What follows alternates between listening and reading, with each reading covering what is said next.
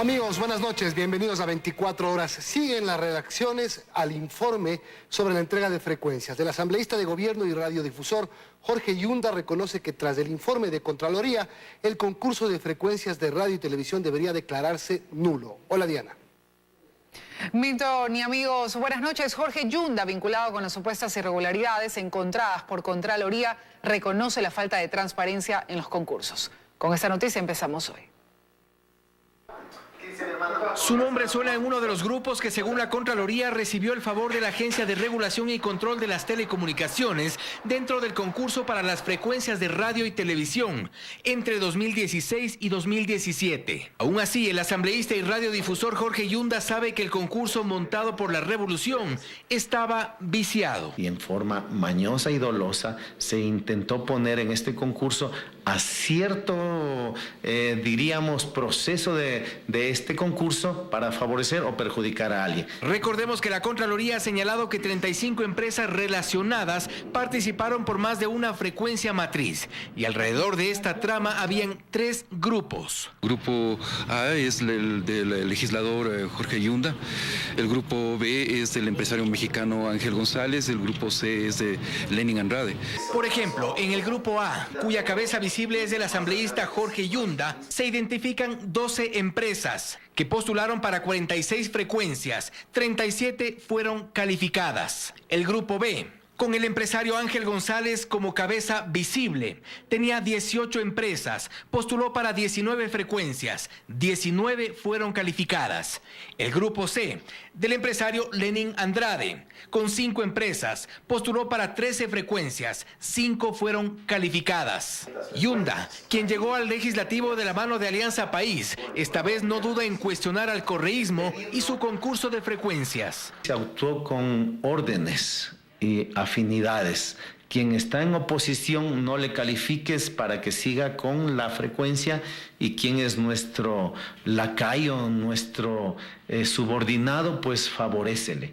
Eso nunca más tiene que darse en un concurso de frecuencias. Aun cuando se trata de un borrador de informe de Contraloría, las cosas no podrán cambiar mucho y el desenlace se hace previsible. Seguramente acarrearán la nulidad total del proceso de concurso de frecuencias. Y desde ya decurren los 5 días que tienen quienes han sido mencionados en este informe para presentar sus descargos. Lo demás se sabrá en un informe final, que se ha dicho no descarte el hallazgo de indicios de responsabilidad penal. En Quito, Fausto Yepes, 24 horas.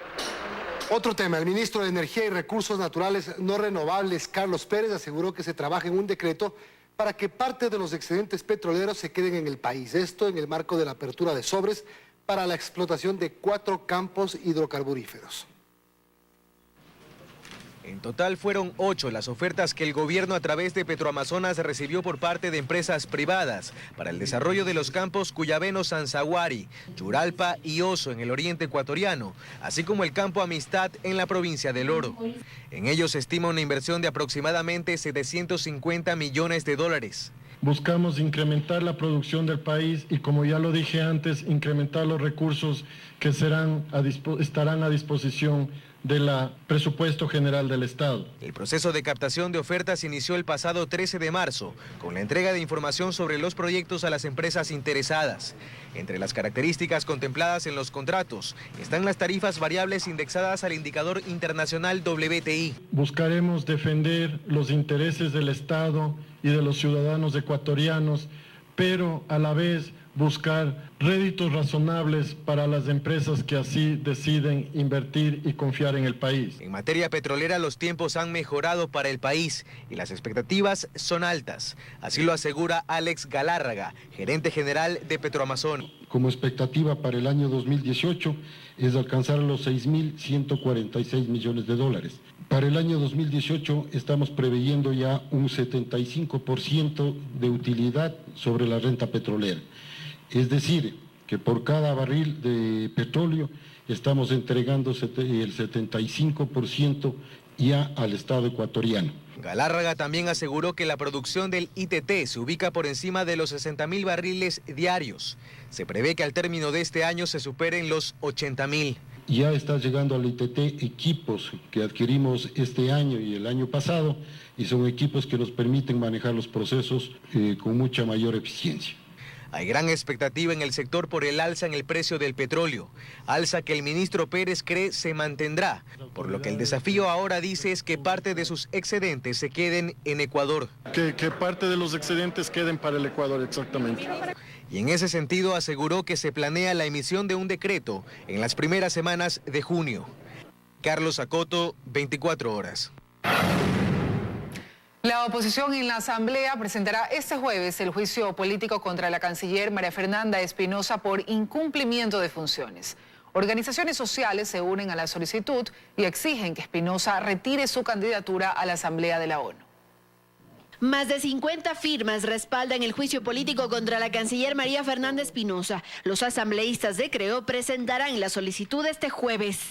Las bancadas que nos están apoyando son todas las bancadas. La única bancada que todavía tiene un poco de resistencia es la bancada morenista. El inicio de este proceso es porque Espinosa habría incumplido sus funciones como canciller por el tema Assange, por su participación en el tema de la frontera norte, por el cual ha sido duramente criticada. Hemos vivido unas situaciones de agresión y de zozobra en la zona, lo que nunca vivimos en 10 años. Parece que a la canciller le interesa más hacer el lobby político para el tema de la Asamblea de las Naciones Unidas. Sobre la frontera, ella no compareció ante la Asamblea, pero sí ante el CAL. Y esa información, dicen los legisladores, no ha sido compartida. Nosotros no fuimos invitados, no conozco, no tengo conocimiento. Yo fui el que presenté la resolución y me hubiese gustado que ella esté acá para explicar lo ocurrido en la frontera norte. De ahí a lo otro, hay que esperar cómo se van dando las cosas. Otra razón para este juicio es el tema de los migrantes, principalmente quienes se encuentran en Venezuela.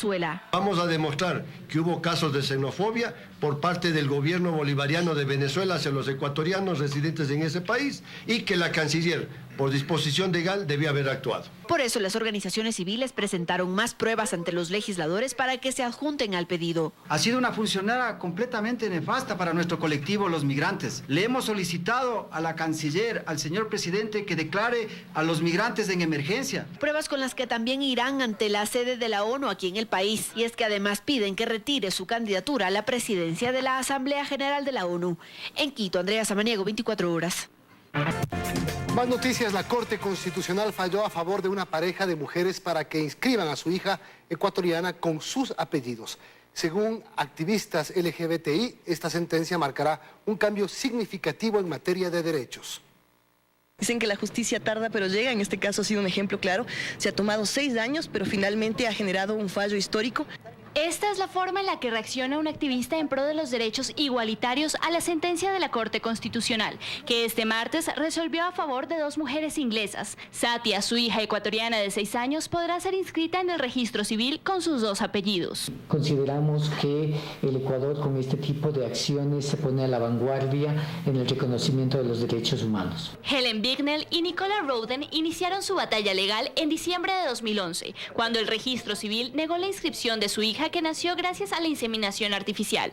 Según lo manifiestan los activistas que siguieron el caso, esta institución argumentó que la normativa solo permitía inscribir el apellido de un hombre y una mujer o los de la madre soltera. La indefensión es hacia la criatura. ¿Por qué? Porque ¿qué pasa si la pareja se separa? Al solo reconocer el registro de una madre como vinculante jurídica a la criatura, esta madre no podía solicitar una pensión de alimentos para la criatura hacia su expareja, ni su expareja podía tampoco solicitar un régimen de visitas. Lo más terrible que ella se muriera, la bebé se queda sin padres. Por lo que este se convierte en un caso histórico que marca un precedente para la homoparentalidad. Para Efraín es el incentivo para que cerca de 20 casos similares salgan a la luz. Esperamos que este tipo de fallos también garantice el derecho que tienen otras familias en la misma situación y de tal manera que se respeten lo que dice nuestra Constitución. 5 de los 9 jueces de la Corte votaron a favor de esta resolución, 3 votaron en contra y 1 no participó en la votación. De acuerdo con las normas legales, la Corte deberá notificar a las partes procesales de la resolución. Se estima que este procedimiento no tome más de 10 días. En Quito, Daniela Valencia, 24 horas. El proyecto de ley de fomento productivo entregado por Lenín Moreno será tratada en la Comisión de Desarrollo Económico dirigida por el asambleísta Esteban Albornoz. La mesa legislativa conocerá el proyecto este miércoles. Será la Comisión de Desarrollo Económico la que procese, analice y someta a todos los debates correspondientes el proyecto de ley enviado por el Ejecutivo el día 24 de mayo. Fue la decisión del ICAL frente al proyecto económico urgente, aunque no todos estuvieron de acuerdo. No coincidía con el criterio que yo expresé en el CAL, pero es absolutamente legal. El presidente de la Comisión de Régimen Económico emitió ya sus criterios contrarios y críticos a la ley. Es que además en la Comisión de Régimen Económico existe una mayoría correísta, mientras en la de Desarrollo Económico hay 5 asambleístas de oposición, 4 morenistas y 2 correístas. De allí la trascendencia de que el proyecto se lo pueda tramitar ágilmente en la Comisión de Desarrollo Económico, donde al parecer existe un mejor ambiente para que este proyecto tenga el suficiente análisis. El Ecuador hoy necesita más que nunca reactivación económica, necesita diligencia, rapidez. Ahora el tiempo empieza a correr y la comisión que lidera Albornoz conocerá este miércoles el proyecto. Hay 10 días para el informe del primer debate y en función de eso estamos ya prácticamente terminando un cronograma que será presentado el día de mañana. Voy a pedir que venga el equipo económico y luego pediré que vengan los representantes del sector productivo privado, que es quien tiene que mecanizar cualquier ley que se apruebe aquí en la Asamblea. Este jueves esperan recibir al ministro de Economía, a la directora del SRI y al titular de la SENAE. En Quito, Andrea Samaniego, 24 horas.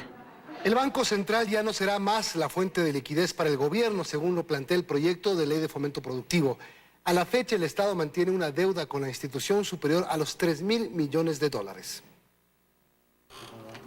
La cuenta se cerró, o al menos eso busca el proyecto de ley para el fomento productivo que impulsa el nuevo equipo económico del presidente Lenín Moreno. De aprobarse en la Asamblea, una de las principales fuentes internas de liquidez del gobierno dejará de serlo. El central ya no podrá darle más dinero al Ministerio de Finanzas. Actualmente el Código Orgánico Monetario y Financiero permite la transacción. El proyecto de ley económica urgente que el presidente presentó el 24 de mayo a la Asamblea se establece claramente poner límites a lo que el Banco Central ha venido invirtiendo en el Ministerio de Economía y Finanzas.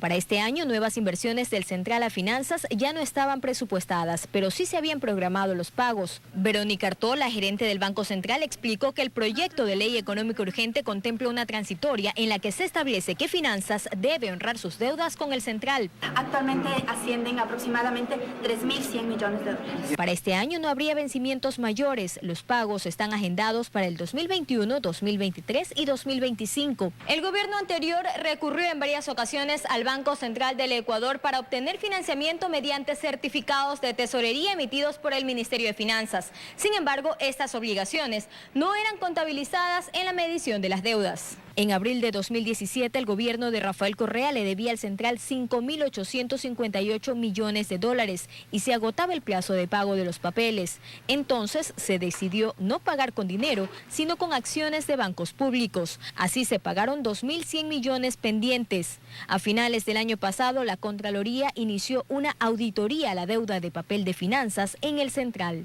Joana Ramos, 24 horas. Incentivar la construcción de viviendas de interés social y reactivar al sector de la construcción son los objetivos de algunas reformas que se plantean dentro del proyecto económico que el gobierno envió a la Asamblea. Representantes del sector están optimistas. El proyecto económico urgente que está ahora en manos de la Asamblea Nacional plantea, entre otras cosas, reformar la ley orgánica de régimen tributario interno para que aquellas sociedades que emprendan proyectos de construcción de vivienda social puedan tener derecho a la devolución del IVA pagado en la adquisición de bienes y servicios empleados para el desarrollo de este tipo de proyectos. Tanto promotores inmobiliarios como constructores ven con buenos ojos este planteamiento, que aseguran se sumaría a la derogatoria de la ley de plusvalía, con la que el sector, dicen, se empieza a recuperar. En el momento en el que el promotor o constructor puede obtener una devolución de ese IVA, entonces pudiera producir vivienda de interés social en unos costos más competitivos. Yo creo que es un paso importante, sí es un paso sustancial. Sin embargo, aseguran que la propuesta debe ir acompañada de una ruta clara, alejada de trámites excesivos que sostienen ha sido una constante para el sector en los últimos años. Simplemente modernizar la gestión pública. Modernizarla significa hacerla más ágil, hacerla más sencilla, tener menos pasos, etcétera, etcétera. Y confiamos en que la Asamblea corrija estos textos que ha recibido en los detalles que todavía faltan por corregirse, y si así se hace, confiamos en que en los meses próximos se pueda ver una mayor dinamización en la actividad. Actualmente, cerca del 25% de las casas construidas a nivel nacional son de interés social, es decir, con un precio máximo de $40.000. Con esta propuesta, el gobierno busca reactivar al sector, atender la demanda de vivienda accesible y además incentivar a la empresa privada para que se sume al plan de vivienda gubernamental, cuya ejecución corre contra el tiempo. Carlos Acoto, 24 horas. Uno de los interpelantes en el juicio político contra el Consejo de la Judicatura, Raúl Tello, presentó ante la Contraloría un pedido de examen especial a la legalidad del nombramiento de Tomás Alvear como director del Consejo de la Judicatura. Según el asambleísta, Alvear concluyó con los 6 años para ser servidor público de la Corporación Eléctrica del Ecuador y por su comisión de servicios en el Consejo de la Judicatura. Con esto se configura el posible cometimiento de un ilícito en la figura de peculado, porque obviamente si esta comisión de servicios se determina que es ilegal, significa que el doctor Tomás Alvear viene cobrando ilegalmente $5.000 de sueldo que él gana como director del Consejo de la Judicatura. Este pedido de examen especial que vengo a hacerle al señor Contralor tiene que ver exclusivamente con la legalidad del nombramiento del doctor Alvear a partir de enero del año 2018. El Tribunal Penal de la Corte Nacional de Justicia suspendió la audiencia de juzgamiento en contra del ex contralor Carlos Pollitt y su hijo John Pollitt, procesados por delito de concusión en uno de los casos vinculados a la corrupción de Odebrecht. El fiscal Paul Pérez sostiene que se ha demostrado la triangulización de dinero de Odebrecht con destino a empresas relacionadas con el hijo del ex contralor. Considera la Fiscalía que se han presentado pruebas suficientes como para establecer la participación tanto del señor Carlos Pollitt como del señor John Pollitt. Estas transacciones son diferentes en diferentes fechas, son transferencias por $700.000, por $128.000, es decir, son varias transferencias que se hicieron y que al final, lógicamente, desembocaron en una trama de corrupción. Específicamente se hablan de dos empresas que fueron utilizadas, las empresas Cosani y la empresa Plastiquín. Recuperar los recursos robados por la corrupción es el principal propósito del proyecto de ley de extinción de dominio que anunció el presidente de la República. Sin embargo, proyectos similares han sido tratados en la Asamblea desde el 2008, encontrando siempre una barrera. ¿Cuándo va a poder el Estado tener la posibilidad de que a funcionarios corruptos no solamente se les pueda castigar enviándolos a prisión, sino retirándoles sus bienes? La pregunta que nos hacemos todos y que ni el ex fiscal general que investigaba la trama Odebrecht pudo contestar. Por ejemplo, cómo recuperar los $13 millones que recibió según la sentencia el ex vicepresidente Glass, o los 11 millones que en coimas recibieron Carlos Pareja Yanusel y Alex Bravo. Nosotros no podemos seguirnos llenando la boca de lucha contra la corrupción si no tenemos las herramientas. Una de esas herramientas a la que se refería el ex fiscal Vaca es la ley de extinción de dominio, que nuestro país no tiene, pero que el presidente Lenín Moreno anunció presentará. Es una figura que permite que los bienes de la corrupción se reviertan al Estado en compensación por el daño perpetrado por esos criminales y rápidamente. Es decir, que no haga falta de una sentencia condenatoria para que el Estado incaute bienes de personas involucradas en corrupción. Esta no es la primera vez que escuchamos de este tipo de proyectos. El ex fiscal Carlos Vaca a finales del 2017 presentó uno con el mismo espíritu. Pero lo cierto es que Ecuador podría haber contado con una ley similar a esta desde hace 10 años. Que en aquel entonces era también fiscal general, Washington Pesantes, presentó un proyecto de ley de extinción de dominio en el 2008, el que también encontró barrera en el legislativo. En aquel entonces, asambleístas de Alianza País mayoritariamente se opusieron a este proyecto y no lo dieron viabilidad. 7 países de la región, incluido Perú y Colombia, cuentan con esta herramienta que ha permitido recuperar millones de dólares. Si se hubiese aprobado en nuestro país en su momento, quizá la historia del caso Odebrecht fuera otra.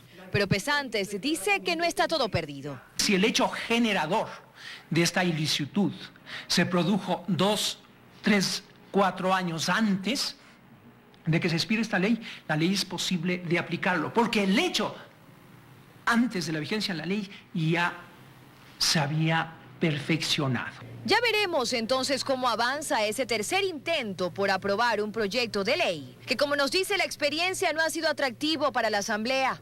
Pero tampoco debemos olvidar que para recuperar el dinero se necesitará antes encontrarlo. Dayana Monroy, 24 horas. El presidente Lenín Moreno se reunió con delegados de la organización Human Rights Watch para pasar revista a la situación de los derechos humanos en el país. Daniela Valencia nos informa. El presidente Lenín Moreno mantuvo una reunión con una delegación de la organización Human Rights Watch. Allí se destacó los cambios en materia de libertad de expresión. Se dijo que el Ecuador experimenta un gran avance. Estamos caminando en la misma dirección, porque tenemos los mismos propósitos, los mismos objetivos, las mismas intenciones. En este gobierno, desde el primer día, se respira un nuevo ambiente, hay una nueva atmósfera. El periodismo se puede ejercer con libertad. Para el director de esta organización no gubernamental, los cambios en la ley de comunicación reflejan ciertos avances. Sin embargo, hay temas que deben ser debatidos. Que tienen que ver con el código deontológico que impone, en nuestra opinión, algunas obligaciones de contenido a los medios, como por ejemplo el que deban emitir, publicar, transmitir información de calidad. En cuanto a la política exterior, se dijo que el Ecuador no ha experimentado un gran cambio, por lo que esperan que se manifieste de forma más clara en temas de derechos humanos, como lo que ocurre en Venezuela. Más de 400 millones de dólares invertirá el Ministerio de Educación en la construcción de 123 nuevas unidades educativas hasta el 2021. Así lo dijo el ministro Fander Falconi, quien también se refirió a las acciones emprendidas por los escándalos de abuso sexual en instituciones educativas. El ministro de Educación, Fander Falconi, presentó el programa Mi Aula al 100%, estrategia gubernamental que tiene el objetivo de repotenciar más de 12.000 establecimientos educativos a nivel nacional. La iniciativa prioriza aspectos como la infraestructura, el uso de tecnología y la dotación de insumo escolar. Se destinarán, aseguró, 112 millones de dólares en el mantenimiento de los establecimientos y otros 470 millones en la construcción de nueva infraestructura. Para el periodo 2018-2021 vamos a construir 123 unidades educativas adicionales. En el año en curso, la cartera de Estado que lidera Falconi tiene un presupuesto de 3.600 millones de dólares, 16% más que en 2017. De este monto, 405 millones corresponden al presupuesto de inversión, destinado al arreglo y construcción de escuelas, trabajos que anunció se harán de la mano con el Servicio de Contratación de Obras Públicas. Nuestra institución el día de hoy está haciendo una inversión de más de 200 millones de dólares solamente de la mano del Ministerio de Educación. Pero este fue un espacio también para señalar otras cosas.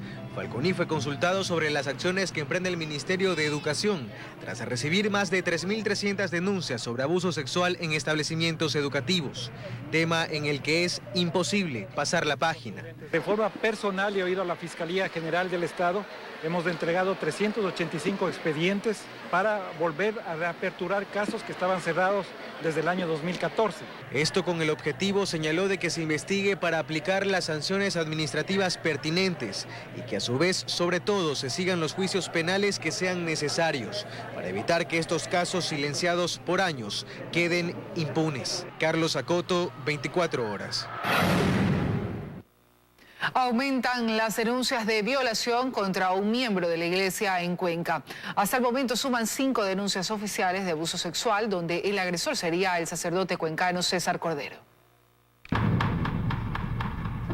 Ernesto decidió no callar más y unirse para denunciar el abuso del que habría sido víctima a los 13 años, donde nuevamente el agresor sería el sacerdote César Cordero y el escenario el colegio Miguel Cordero. Este monstruo hizo daño a mucha gente, a muchos amigos míos. La táctica de Cordero se repetiría como con las otras víctimas, llevándoles a su oficina. En donde me hace pasar y con mañas de demonio me comenzó a coger la cara Me comencé a coger las piernas. El resto de la historia ya lo podemos imaginar. Lo triste de este caso es que un familiar cercano de Ernesto también habría sido abusado, pero él nunca logró recuperarse del trauma psicológico. Un sobrino mío fue agredido. Ahorita él es un drogadicto, es un alcohólico y es lo peor de la sociedad. Las denuncias de violación sexual en contra de Cordero ya están en la Fiscalía de Cuenca. Hoy comenzaron a receptarse los testimonios. El primero en declarar fue Jorge Palacios, quien sacó a la luz este caso. A la par se realizó una marcha en la que participaron alrededor de 3.000 personas en Cuenca.